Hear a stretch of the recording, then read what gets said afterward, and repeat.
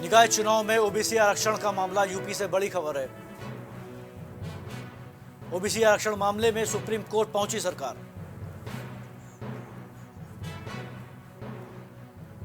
UP सरकार में supreme court में याचिका दाखिल की। यूपी सरकार ने सुप्रीम कोर्ट में एसएलपी दाखिल की। उत्तर प्रदेश निकाय चुनाव मामला सुप्रीम कोर्ट पहुंचा। यूपी सरकार ने हाईकोर्ट के फैसले को सुप्रीम कोर्ट में दी है चुनौती। इस खबर पर हमारे संवाददाता विभांशु मौजूद है। विभांशु, इलाहाबाद हाईकोर्ट की लखनऊ बेंच ने के फैसले को चुनौती दी गई है और प्रदेश सरकार निकाय चुनाव के इस मसले को सुप्रीम कोर्ट ले गई है, क्या कहेंगे आप इस पे? जी, आपको बता दें कि बीते दिनों नगर विकास विभाग के नोटिफिकेशन के रद्द होने के बाद कहीं ना कहीं जो सियासी घमासान है उत्तर प्रदेश का वो तेज हो गया है। वो अब बात की जाए तो इलाहाबाद हाई कोर्ट की लखनऊ बेंच जो फैसला आया है उसको लेकर सुप्रीम कोर्ट पहुंच गई है। राज्य सरकार आज हाई कोर्ट के निर्णय के खिलाफ इसका सुप्रीम कोर्ट में जो एसएलपी है उसको दाखिल की है। वहीं बात की जाए तो इलाहाबाद हाई कोर्ट की लखनऊ बेंच ने फैसले को चुनौती देते हुए सुप्रीम कोर्ट में एसएलपी दायर के बाद सरकार को आग्रह करेगी कि ओबीसी आरक्षण पर बवाल न मचे। साथ ही साथ आपको बता दें कि हाईकोर्ट के फैसले के बाद जो एसएलपी दाखिल की गई है उसकी रिपोर्ट आना बाकी है। वहीं एसएलपी आज दाखिल कर दी गई है, यानी कि सरकार आज इसको चुनौती देते हुए सुप्रीम कोर्ट गई है। आपको बताएं कि बीते दिन मुख्यमंत्री योगी आदित्यनाथ ओबीसी आयोग का गठन किए थे, जिसमें फिर से कहीं ना कहीं जो तमाम समाज के लोग हैं जो न्यायमूर्ति के रूप में काम कर चुके हैं उन्हें इस पूरे जो आयोग बनाई गई उसका सदस्य बनाया है। तो आपको बताएं कि राम अवतार सिंह की अध्यक्षता में कई ऐसे आईपीएस है, पीपीएस है, उनको इसमें रखा गया है। वो इस आयोग का जो फैसला होगा वो सुप्रीम कोर्ट पर भेजेंगे। वहीं आपको बताएं कि इलाहाबाद हाई कोर्ट का फैसला 27 दिसंबर को आया था, उसमें निकाय चुनाव में जो आरक्षण था ओबीसी आरक्षण उसको रद्द करके और बिना आरक्षण के चुनाव कराने का आदेश दिया था। जी विभांशु, इस खबर पर जुड़ने के लिए आपका बहुत बहुत धन्यवाद। ओबीसी आयोग के अध्यक्ष राम अवतार सिंह का बड़ा बयान सामने आया। यूपी से बड़ी खबर है।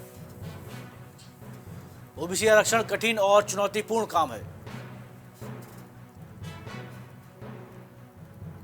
रिपोर्ट देने में कम से कम 6 महीने लगेंगे। प्रदेश के हर जिले का डाटा इकट्ठा किया जाएगा।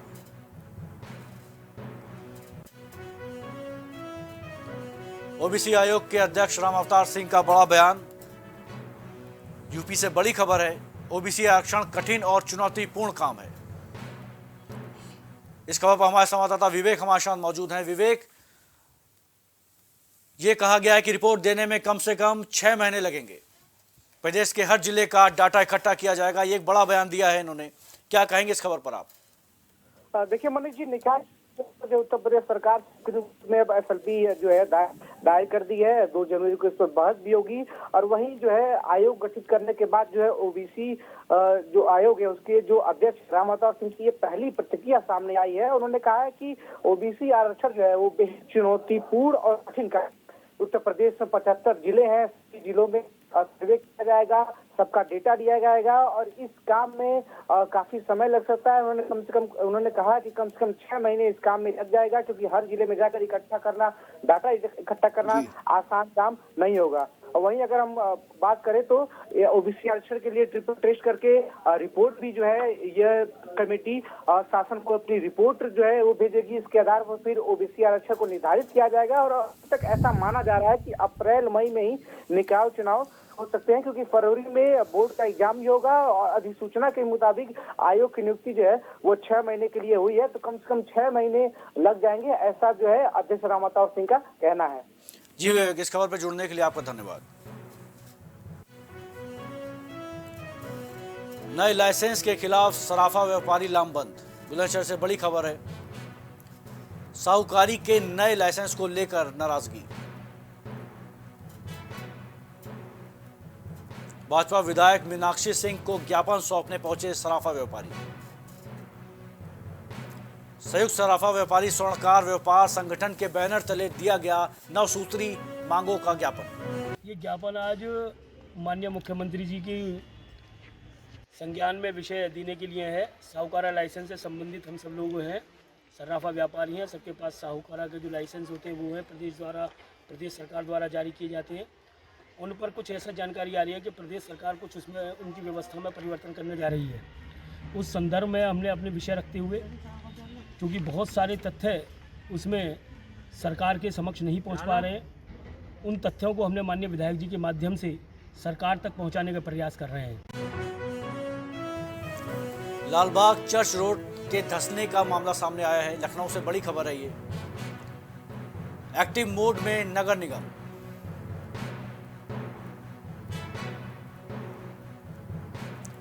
महाप्रबंधक जल कल और नगर आयुक्त निरीक्षण के लिए पहुंचे। गड्ढे के चारों ओर बैरिकेडिंग लगाई गई।